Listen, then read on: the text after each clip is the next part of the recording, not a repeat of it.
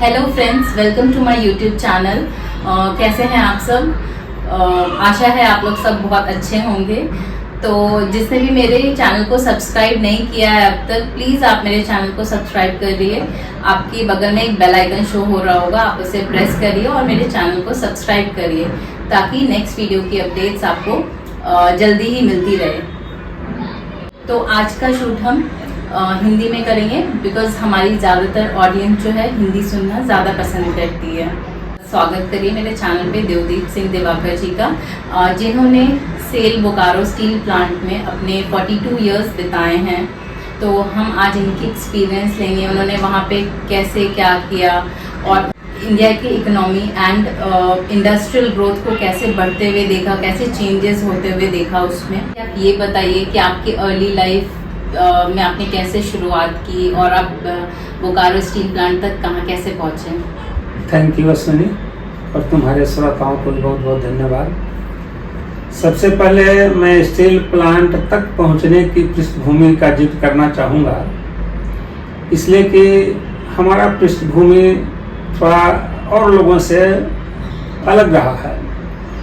हम किसान परिवार से आते हुए भी हमको ये नहीं लग रहा था कि हम तत्काल किसी नौकरी में चले जाएंगे, और चूँकि हम पढ़ने में बहुत तेज थे और पढ़ाई में अधिकांश समय हमको स्कॉलरशिप मिलता रहा, तो मेरी भी इच्छा थी और परिवार वालों की भी इच्छा थी कि हम कुछ बड़े ओहदे के लिए हम नौकरी उकरी की तैयारी करेंगे। लेकिन कुछ हमारे साथ ऐसी घटना घटी कि हमको फिर स्टील प्लांट की नौकरी चुनना पड़ा। असल में हम चूँकि जिस परिवार से आते थे वो थोड़ा सा संपन्न परिवार है, इसलिए कोई अंकुश नहीं था। तो हम पढ़ने लिखने से लेकर तमाम खेल कूद में हम एक तरह से कहिए कि अनुशासित और अनुशासित दोनों थे। तो जब हम कॉलेज में आए तो कॉलेज में आने के बाद वहाँ भी हमारा जो पढ़ाई का परफॉर्मेंस अच्छा था, और जब हम जिस समय पढ़ते थे उस समय प्री पार्ट 1 हुआ करता था। तो मैट्रिक पास करने के बाद हमारा साइंस कॉलेज में एडमिशन नहीं हुआ। एक तो ये मेरे अंदर था थोड़ा सा कि साइंस कॉलेज के लायक भी हम नहीं बन पाए। फिर मगध यूनिवर्सिटी में हमने एडमिशन लिया, और मगध यूनिवर्सिटी में प्री करने के बाद अच्छा नंबर से पार्ट 1 बीएससी पार्ट 1 में गया, और वहाँ भी मुझे डिस्टिंक्शन से अच्छा ही मार्क्स मिला। इसी बीच तब तक घरेलू कुछ इस तरह से उलझन हुआ कि कुछ हमारे साथ वो केस मुकदमा का भी लफड़ा हो गया। तो ऐसी परिस्थिति में हमारे चाचा घर के जो थे वो पढ़े लिखे थे, अच्छे टीचर में उनका नाम है। लोगों को लगने लगा घर में कि अब इसको थोड़ा सा कहीं नौकरी उकरी का व्यवस्था करना चाहिए।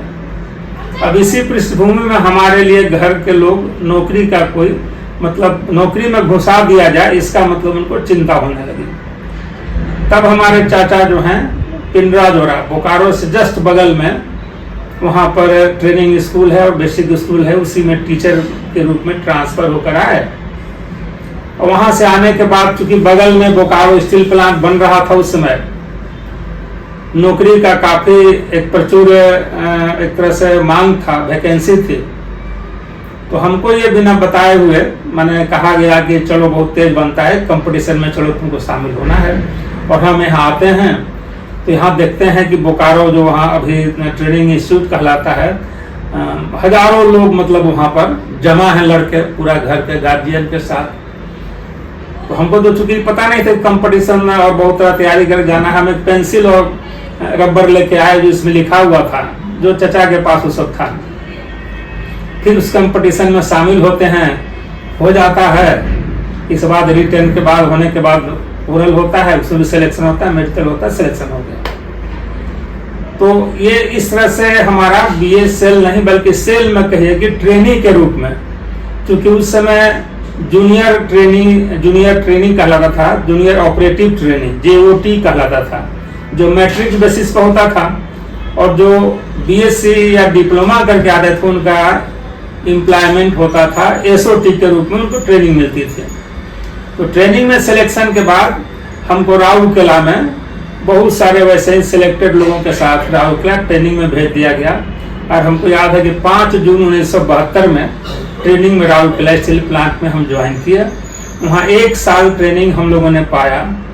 तो ट्रेनिंग के दौरान भी चूंकि हम जिस पृष्ठभूमि से गए थे, कॉलेज से सीधे निकले गए थे, तो कोई हमको नहीं लगता था कि किसी अनुशासनात्मक ये में रहना है। पूरा अपना एक मस्त मौला की तरह ही मैंने जिंदगी मेरी शुरू हुई। और हमको लगता है कि इसी तरह का अधिकांश लोग थे, सब स्कूल कॉलेज से आए थे। उस ट्रेनिंग के दौरान वहाँ 1 साल हम लोग राउरकेला में, एक तो तब तक हम लोग लगा कि यहाँ अनुशासन में अब रहना जरूरी है। 6 बजे उठना है तो 8 बजे प्लांट के अंदर इन कर जाना है, फिर 12 साढ़े 12 बजे टिफिन होगी, फिर वहाँ टिफिन में खाना है, फिर 4 बजे साढ़े 4 बजे वहाँ से प्लांट से छुट्टी होगी। तो शुरुआत इस ढंग से हुआ हम लोगों को, हमारा भी कि भाई इस तरह से एक अनुशासन अब जिंदगी का शुरुआत हमारा भी हुआ। लेकिन चूंकि एक हम आपको बता रहे हैं कि हमारा इस सब में एकदम रुचि नहीं था, इसके चलते हमको वो ट्रेनिंग में ही एक वार्निंग भी मिला अपने इन गतिविधियों के चलते, क्योंकि एकदम एक तरह से अंदर से हमारा एक विद्रोही टाइप का एक मनसा बन गया था। खैर ट्रेनिंग 1 साल वहाँ कंप्लीट करने के बाद भिलाई में हमको भेजा गया, और लोगों को भेजा गया, हमको भेजा गया। 6 महीना भिलाई में वहाँ ट्रेनिंग कंप्लीट हुआ और 1.5 साल का ट्रेनिंग जेओटी और एसओटी का होता था। तो 1.5 साल ट्रेनिंग कंप्लीट करने के बाद 73 दिसंबर में ट्रेनिंग पूरा करके हम लोग फिर बोकारो अन्य साथियों के साथ मैं लौटता हूँ। और बोकारो का ट्रेनिंग जो हॉस्टल आज कहलाता है, उस समय नया नया बन के तैयार हुआ था। पूरा हम लोग ट्रेनिंग हॉस्टल में, जिस तरह से राउरकेला में रहते थे, यहाँ बोकारो का ट्रेनिंग हॉस्टल में हम लोग बड़ी संख्या में जेओटी एसओटी और ग्रेजुएट इंजीनियर्स हैं जो थे, सब मिला दिया जाए तो हमको लगता है कि 1000 के आसपास हम लोग उस हॉस्टल में आए रहे। और इसके बाद वहीं से प्लांट का आना जाना शुरू हुआ। तो ये देखिए एक नया अनुभव हम लोग देखते हैं। आज के परिस्थिति पर हम सोचते हैं तो उस समय का एक अलग तरह का माहौल भी था। एक तो जैसे हम लोग प्लांट के अंदर जाए तो प्लांट उस समय निर्माण के दौर से गुजर रहा था, निर्माण भी चल रहा था और कुछ डिपार्टमेंट है उसका इंदिरा जी और इसे उस समय उद्घाटन हो चुका था, तो उस प्लांट का प्रोडक्शन शुरू हुआ था, लेकिन मेजर हिस्सा में कंस्ट्रक्शन भी चल रहा था। तो शायद आप लोगों को पता हो या ना भी पता है तो आप जान लीजिए कि ये बोकारो स्टील प्लांट रूस के सहयोग से खड़ा किया गया स्टील प्लांट है। तो वहाँ पर इस दौर में, निर्माण के दौर में काफी मात्रा में रूसी इंजीनियर्स चाहे टेक्नीशियन रहते थे, तो उनके साथ रहकर ट्रेनिंग लेना चाहे सब एक नया अनुभव था। खुद हमारा जो जॉब था उसमें मेरा जो ट्रेनिंग के साथ रहता था एक रशियन था, मैक्लुस्की करके, वो ट्रेनिंग में मेरे साथ केबिन में रहता था, बताता था। ऐसी तमाम जगहों पर, आवश्यक जगहों पर, की जगहों पर रशियन हुआ करते थे, रशियन इंजीनियर हैं, टेक्नीशियन हैं। और HSCL पूरा जो हमारा देश में जो HSCL है, हिंदुस्तान कंस्ट्रक्शन जो लिमिटेड है, देश में जितना भी स्टील प्लांट बना है उस स्टील प्लांट को खड़ा करने में HSCL का ही महत्वपूर्ण भूमिका रहा। नए नए लोगों से मिलना, बात करना, समझना। तो ये एक लग रहा था कि अब सिर्फ गांव और एक छोटा सा दायरा में जो हम रह के ट्रेनिंग पाए, अब लगता था कि पूरा देश का एक बड़ा हिस्सा का हम हिस्सा बन गए हैं और सभी तरह के देश के हर कोना के आदमी वहाँ आपको मिल जाते। और इस तरह से ये जो सोचने का दायरा भी था काफी व्यापक हो गया। अब जैसे मान लीजिए किसी आप ब्लास्ट फर्नेस जाते हैं तो वहाँ ये डोलोमाइट कहाँ से आता है तो तुरंत पता चला कि तो भवनाथपुर से आता है। भवनाथपुर का नाम यदि नहीं भी सुने थे या ट्रेनिंग में सुने थे तो पता चल गया भवनाथपुर कहाँ है। आयरन और कहाँ से आता है तो चिड़िया माइंस से आता है, तो चिड़िया माइंस कहाँ है, गोवा कहाँ है। इस तरह से एक प्रैक्टिकली जो कहा जाए, भौतिक रूप से ये ज्ञान का वर्धन मतलब आपके उस ट्रेनिंग के दौरान ही हम लोगों का काफी हुआ। और खासकर चूंकि इन चीजों में हमारी रुचि रहती थी, क्योंकि हम शुरू से जरूर एक थोड़ा सा विद्रोही किस्म का कैरेक्टर मेरा हो गया था, लेकिन नए चीजों को ग्रास्प करने का हमको काफी लालसा भी रहता था। तो उस दौर को पार करने के बाद, मतलब निर्माण का जो दौर, पार तो नहीं कहा जा सकता है, वो निर्माण का जो एक उस समय जो एक बड़ा उथल पुथल इसलिए कर रहे हैं उस समय बड़ी घटनाएं भी घटती थी, दुर्घटनाएं भी होती रहती थी। इसलिए कुछ समय तो बहुत सेफ्टी का लोगों को उतना जागरूकता नहीं था सुरक्षा का, या उस समय सुरक्षा अप्लायंस भी उतना नहीं था, तो बहुत बड़ी बड़ी घटनाएं होती थी, मौतें भी हो जाती थी। तो लोग जाके देखते थे और सब मिलकर चाहते थे उसको सेटल करना, उसको मतलब ठीक ठाक करना, उसको मतलब राहत दिलाना। तो ये सब दौर था उस समय काफी मतलब, और ये एक तरह से कहा जाए कि जिंदगी के निर्माण के लिए भी हमको लगा कि यह एक मेरे लिए तो हो रहा था कि जिस तरह से ये पूरे प्लांट के निर्माण में सब घटनाओं को उतार चढ़ाव का देखते हुए एक एक डिपार्टमेंट कंप्लीट हो रहा था, प्रोडक्शन शुरू हो रहा था। तो ये लग रहा था कि ये प्लांट जो बनना है, उस समय घोषित था कि 10 मिलियन टन तक बनेगा, तो उस 10 मिलियन टन तक बन जाएगा, ये हम लोगों को भी लगता था कि शायद बन जा सकता है। और इस ढंग से धीरे धीरे हर डिपार्टमेंट वहाँ का बोकारो स्टील प्लांट का बनता चला गया, और आज तो बोकारो का steel plant cold rolling mill तक मतलब हो गया है, और एक तरह से फाइनल प्रोडक्शन अब देने की स्थिति में पहुंच गया है। लेकिन शुरुआत में ऐसा लगता था कि इतना जल्दी शायद नहीं हो पाए, इसलिए कि बड़ी बड़ी घटनाएं घटती थी। आप बताइए, आपका पहला दिन स्टील प्लांट में, बोकारो स्टील प्लांट में कैसा था? आपने क्या उस दिन अनुभव किया? जैसे हमारे लाइफ में होता है हमारा first day in our office, तो आपके लाइफ में वो आपका पहला ऑफिस का दिन कैसा था? पहला दिन जब ट्रेनिंग समाप्त करके हम लोगों को कहा गया कि उस डिपार्टमेंट में रिपोर्ट करना है,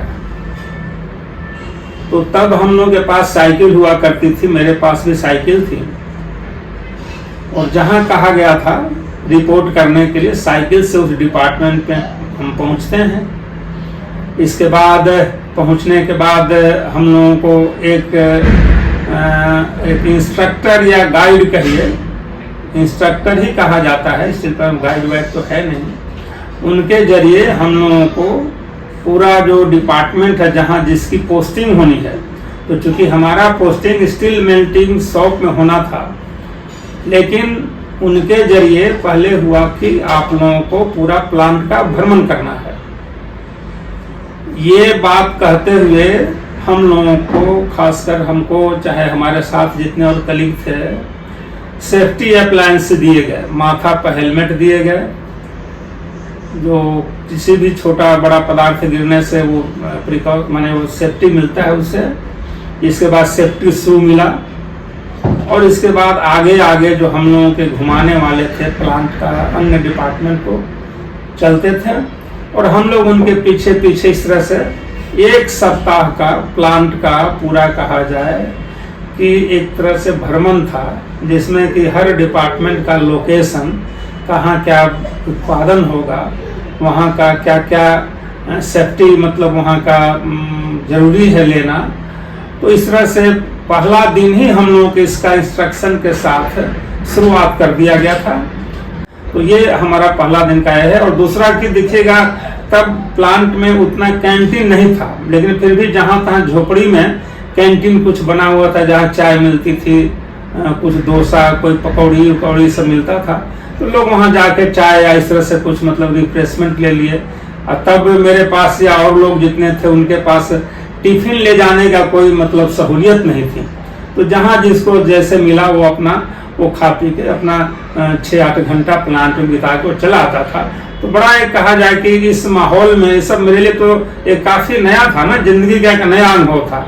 एक उस तरह से कहिए कि हॉस्टल कॉलेज से निकल कर 1.5 साल ट्रेनिंग में रह कर फिर ये जहाँ नौकरी करना है वहाँ प्रवेश करना एक थोड़ा उत्सुकता पैदा करता है, हमारे अंदर भी उत्सुकता थी। तो इसलिए पूरा चीज़ों को देखते हुए हमको तो एक अच्छा लगा था, पूरा एक अच्छा लगा था कि जहाँ आए हैं तहाँ इतना हजारों हजार की संख्या के बीच में हमें मतलब रहने का मौका मिलेगा, नौकरी करने का मौका मिलेगा। उन दिनों बोकारो स्टील प्लांट का माहौल कैसा था? वहाँ के लोग कैसे थे? जैसे आपने जब से अपना नौकरी ज्वाइन किया, उसके बाद स्टार्ट किया ऑफिस जाने का, तो आपके कलीग जो थे आपके ऑफिस के या फिर आपके क्वार्टर के आसपास के, वो सारे कैसे थे? वहाँ का माहौल कैसा था उन दिनों? देखिए, एक तो हम कहेंगे कि हम लोगों के लिए बड़ा सुयोग था कि जो जेओटी और एसओटी के नाम पर जो भर्ती हुए थे ट्रेनिंग के रूप में, अधिकांश लोग काफी माने एक पढ़े लिखे और औसत से ज्यादा लोग तेज थे। तो जैसे बीएससी के जो लोग आधार पर आए थे उसमें अधिकांश लोग एमएससी और अच्छा कोई तो लेक्चरशिप छोड़ के लोग आए थे जो एसओटी थे। खुद यहाँ तक कि हम लोग के बैच में भी जो आए उसमें बहुत बीएससी लोग थे। हम तो बीएससी पूरा नहीं कर सके थे, तो बीएससी करके आए हैं, या फिर इसी तरह से कोई डिप्लोमा होल्डर भी जो पहले जेओटी में आए हैं तो अपना जेओटी में भर्ती हो गए हैं, जो बाद के दिनों में आने वाले समय में उनको फिर मौका मिला तो आगे भी निकल गए। तो इस तरह से कि संजोग कहिए या जो भी एक ट्रेनिंग जो जितने पाकर आए थे ट्रेनिज, वो ट्रेनिंग पूरा स्टील प्लांट के रीढ़ के बतौर आप उनको मान सकते हैं। और उस समय या क्या बाद में प्रबंधन भी ये बात कहती है, लेकिन साथ साथ में देखिएगा कि बहुत स्टील प्लांट से पुराने वहाँ के लोग इम्प्लाइज को बुलाया गया था, राउरकेला से, भिलाई से, दुर्गापुर से बहुत एक्सपर्ट लोगों को बुलाया गया था, इम्प्लाइज को, कुछ इंजीनियर्स को। तो वो लोग भी साथ में रहते थे, तो उन लोगों के लिए भी लगता था कि सब तो काफी लड़का पढ़ा लिखा है। अब उस समय नौकरी लोग शुरू किए थे तो साक्षर थे या किसी तरह से मैट्रिक थे, तब का जमाना था, उस 60 दशक में शुरू किए होंगे। तो ये एक बड़ा मिक्सिंग था, और इस मिक्स के माहौल में हम लोगों के लिए एक सुखद बात ये थी कि हम लोगों का जो सर्किल था काफी एक पढ़े लिखे का जमात था, और खूब पेपर पत्रिका भी काफी पढ़ने की रुचि थी। जहाँ हॉस्टल में रहते थे वहाँ भी एक अच्छा लाइब्रेरी हुआ करता था, खेलने का काफी व्यवस्था थी। तो इस तरह से उम्र के साथ एक कहा जाए कि एक सब तरह का वहाँ एक व्यवस्था मिल जाता था। और दूसरा कि देखिए गांव का जो ये था, बहुत गांव अभी बोकारो से विस्थापित नहीं हुआ, माने विस्थापित तो हो चुका था ऑफिशियली, लेकिन फिर भी वो गांव का लोग वहाँ गांव थे, गांव के लोग वहाँ रहते थे। हम लोग जाके कभी मिले चाहे गए, तो कोई विरोध माने उनका विरोध भी नहीं होता था। तो ये एक बोकारो का सामग्रिक कहिएगा कि एक माहौल जो था, एक नया जो इवॉल्व करता है, नया जो एक चीज बन रहा है, बनने के स्वरूप में ये बड़ा एक अच्छा लगता था। खासकर देखिए वहाँ साउथ इंडियंस बहुत थे, तो जो हमारे देश का जो स्थिति है कि जो बड़ा अफसर होता है वो अपने इलाके का थोड़ा लोगों को फेवर करके लाता है, तो साउथ इंडियंस बहुत हमारे मतलब स्टील प्लांट में थे और अच्छे लोग थे। सबके साथ एक अच्छा दोस्ती अच्छा लगता था। उनका मतलब भाषाई दिक्कत के बाद भी सब लोग हिंदी या इंग्लिश मिक्स बोलते। तो एक ये एक कहा जाए कि बोकारो का शुरुआती माहौल तो हमको लगता है कि कोई द्वेष नहीं था, सबको लगता था अपनापन है, और सबको लगता था कि इस अपनापन के साथ है कि हम लोग कुछ करने आए हैं। एक निर्माण में चल रहा है प्लांट, तो निर्माण भी करने आए हैं, इसको प्लांट को आगे ले जाना, ये कम से कम ट्रेनिज के अंदर तो भावना थी। तो ये हमको लगता है उस समय का माहौल बहुत सुंदर था। इसके बाद हम लोगों के साथ एक खास बात थी कि तुरंत ट्रेनिंग जब खत्म हुआ हॉस्टल मिला, हॉस्टल के बाद जैसे वो इमरजेंसी का दौर आता है तो तुरंत फिर हम लोग को क्वार्टर मिलता है, तो क्वार्टर में हम लोग चले जाते हैं। माने हम लोग को जहाँ भी हुआ उसमें नए नए क्वार्टर मिलते गए, इसलिए उस समय क्वार्टर भी काफी संख्या बन रहा था, और आज तो 36,000 से ज्यादा वहाँ क्वार्टर है। तो क्वार्टर में कभी दिक्कत नहीं हुई, जो दूसरे लोगों को काफी दिक्कत होती थी। तो रहने, नौकरी, फिर साधन का कोई मतलब में दिक्कत नहीं थी। और प्लांट में उस समय था कि बस चलती थी प्लांट में ले जाने के लिए, तो हम लोग साइकिल जाते थे, फिर साइकिल से छोड़ के जिनको लगा कि हमको बस से जाना चाहिए तो पास बनता था, फिर स्टेट ट्रांसपोर्ट के बस से हर सेक्टर से बस जाती थी, लोग बस से जाते थे, ड्यूटी होती थी, ड्यूटी करके लौटते थे। तो एक बड़ा नए तरह का माहौल, नए तरह की जिंदगी में ये हमको तो लगता था कि उस दौर का एक अच्छा एक कहा जाए कि सुकून पूर्वक चलने वाला समय था। सभी तरह की जवाबदेही प्लांट के पास था, मैनेजमेंट के पास था, और उसको बखूबी माने जो कहा जाए कि इंफ्रास्ट्रक्चर जो पब्लिक सेक्टर का होता है वो तमाम तरह की चीजें उस समय मौजूद थी। ये उस समय के हम लोगों को सब जगह मैंने लगता था कि आज अगर मान लिया आज फुटबॉल खेलने जाना है तो वहाँ चल जाना है। फिर एक कुमार मंगला में स्टेडियम बना, तो उसमें इंटर स्टील प्लांट का स्पोर्ट्स होता था। तो हम कह रहे हैं कि ये पब्लिक सेक्टर की खासियत है कि फ्री एजुकेशन, फ्री मेडिकल, इसके बाद आपको क्वार्टर का न्यूनतम भाड़ा लगता था। अभी आप ये बताइए कि ऐसा कोई मोमेंट जिसमें आपको प्राउड फील होता है जब आप स्टील प्लांट में काम कर रहे होंगे? मैं हमारे डिपार्टमेंट में कोई भी गलत काम अगर प्रबंधन कराना चाहती थी तो लोग उसको रिएक्ट करते थे, विरोध करते थे, और कभी कभी तो विरोध इस लेवल का हो जाता था कि डिपार्टमेंट में हड़ताल तक हो जाता था। और खास यदि कोई दुर्घटना हो जाए, कोई फेटल हो जाए, तब तो कोई उसका रोक ही नहीं सकता था उसको हड़ताल होने से। हड़ताल हो जाएगा, प्रबंधन भाग खड़ा होगा, क्योंकि जो चेतना का जो था अपने अधिकार के बारे में समझ थोड़ा सा बढ़ी थी, इसलिए लोगों को ऐसे घटनाओं पर थोड़ा आक्रामकता भी बढ़ जाती थी। और इस प्रक्रिया में हम देखें कि पूरा सौंप को यह लगने लगा था कि हमारे दुख दर्दों में दिवाकर हमेशा खड़ा रहता है। तो जो भी शिफ्ट हो, लेकिन किसी भी शिफ्ट का, किसी भी सेक्शन का, किसी भी समय कोई घटना घट जाए तो तुरंत हमको जानकारी मिल जाती थी, और जरूरत पड़ने के जैसा जरूरत हो उसके अनुसार हम इनिशिएटिव लेते थे। पहुंचना हो तो पहुंच जाते थे, या फिर हम नेक्स्ट डे जाकर उस पर कोई कार्रवाई करते थे। और इस प्रक्रिया में पूरा जो डिपार्टमेंट है हमारे साथ खड़ा हुआ, और हम डिपार्टमेंट के साथ खड़ा रहते थे, और प्रबंधन कहा जाए कि पूरा दबाव में मतलब रहती थी। और ये एक हमारे लिए एक ऐसा मोमेंट था कि पूरा जो 1800 मजदूरों का भरोसा हमारे ऊपर हो, और पूरा किसी भी तरह से दुख दर्द में हम उसका शामिल हों, तो ये एक हमारे लिए एक काफ़ी एक कहा जाए कि एक अच्छा महसूस होता था, ज़्यादा गर्वान्वित होने का एक लगता था। की शादी हो रखी होगी उस समय, तो आपने अपनी मैरिड लाइफ के साथ साथ अपने नौकरी, ये दोनों को कैसे मैनेज करते हुए चले उस समय? देखो, शादी तो बहुत अर्लियर हो गई थी, लेकिन अब इस सब में इतना हम फास्ट थे कि सब के प्रति उतना ये भी नहीं था। एक तरह से लापरवाह, माने अभी अपने निजी जीवन में लापरवाह टाइप के ही एक तरह से। तो फिर हमको लगता है कि 81 में जाकर, जब हम सेक्टर 8 में आ गए थे, तो 81 में हमारी पत्नी को हम लाए, फिर वहाँ परिवार में रहने लगा 81 से। जबकि उसके पर 81 में, जबकि शादी हमारी वो 70 से पहले हो गई थी। इतना दिन तो उधर ट्रेनिंग में भी था, इस सब भी था, तो मैंने इस सब में तो पूरा गति था कि इस सब से कोई मतलब नहीं था। अपने आस्ते से पार्टी करना ही करना है, वो करना है, करते करते। तो फिर यहाँ हम जब 81 से परिवार आया, तो इस मामले में हमारी पत्नी बहुत सहयोग एक तरह से करने वाली थी। वो मतलब चूँकि घर से सब चीज़ आ जाता था, चावल, दाल, तेल, गेहूँ सब आता था। जो पैसा मिलता था उस पैसे में सब एक तरह से अच्छा ही चल जाता था। बुलेट हमारे पास गाड़ी थी, मनीष भी पैदा हो गया था 82 में। तो इस तरह से ये सब तो थोड़ा सा टफ लाइफ था, लेकिन फिर भी मैनेज हो जाता था। अब ये सब करते हुए अब बहुत हाजिरी छूट जाता था। मेरा 240 नहीं पूरता था, तो 240 नहीं पूरेगा तो तुमको ईएल नहीं मिलेगा। तो ये सब बहुत दिन तक चलते रहा। इसके चलते भी कभी ये मिलता था, एक्सप्लेनेशन मिलता था कि आपको 240 नहीं लगातार पूर रहा है, कोई हमको इस पर कुछ नहीं कर पाता था। तो लेकिन दिक्कत होती थी, लेकिन इसको फिर भी मतलब मैनेज हो जाता था। मान लीजिए बच्चों के पढ़ाई के लिए बाहर पढ़ाना है, तो BSL में लोन का बहुत व्यवस्था था, ये लोन था, वो लोन, कोऑपरेटिव लोन था, फेस्टिवल लोन। तो मनीष को तो हम लोग रांची बिशप वेस्टकोट में पढ़ाए थे, तो सबसे महंगा स्कूल एक तरह से बिहार झारखंड का था। उधर गर्ल्स स्कूल में लालू यादव के लड़की पढ़ती थी, इधर बॉयज स्कूल में पढ़ता था। तो थोड़ा सा दिक्कत के साथ भी मतलब वो सब हो जाता था।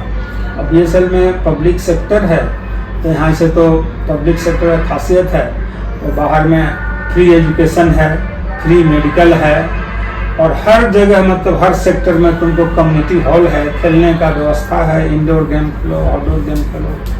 तो जो पब्लिक सेक्टर का जो खासियत है, ये सब माने ये मौजूद था। तो इस सब के चलते और बच्चों को चाहे लोगों को दिक्कत कम होती थी कल्चरल डेवलपमेंट ये सब में। लेकिन निजी जीवन में थोड़ा सा कठिनाई तो होती थी, लेकिन इसको एडजस्ट हो जाता था। पार्टी उटी करते हुए भी थोड़ा सा उसमें वो वाइफ इसको एडजस्ट कर लेती थी। अब मान लो साधन है तो 2 सब्जी खाएंगे, साधन नहीं है तो 1 सब्जी खाएंगे, उसी भी साधन नहीं तो और कुछ करो खा लेंगे।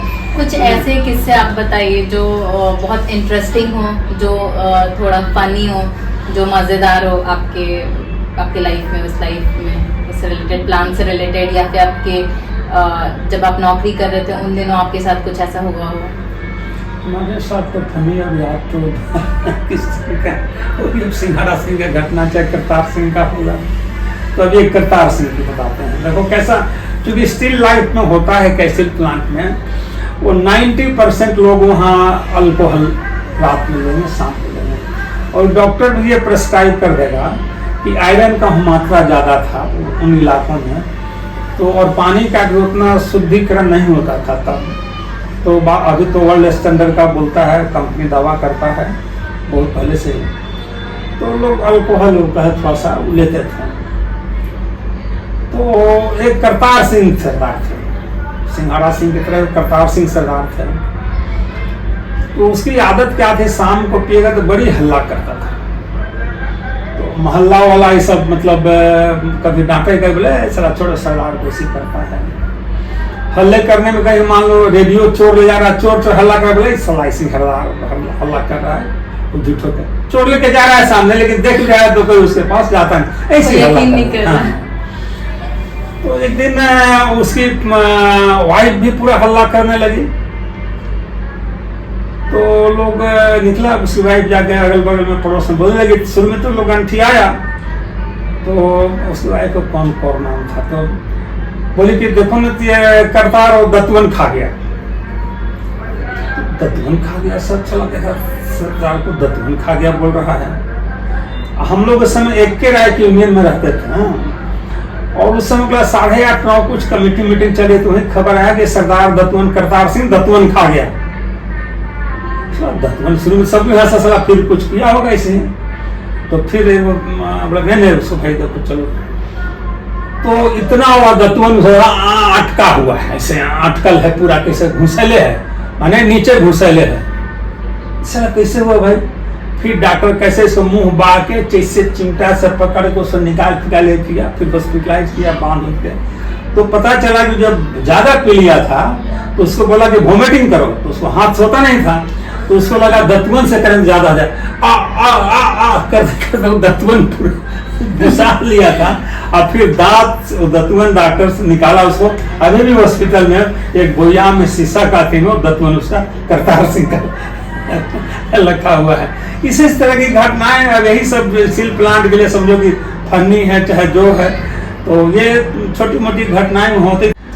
और आप लोग वहाँ पे कोई फेस्टिवल होता था, दिवाली, दशहरा, होली, हाँ, तो हाँ। वो आप लोग कैसे मनाया करते थे, प्लांट में या फिर आपके टाउनशिप में? देखो वैसे आमतौर पर प्लांट के अंदर तो विश्वकर्मा पूजा के नाम पर धूमधाम से मनता था, और दिवाली दशहरा में ये बाहर ही जो होता है। हाँ, होली के समय प्लांट के अंदर थोड़ा सा छूट रहती थी।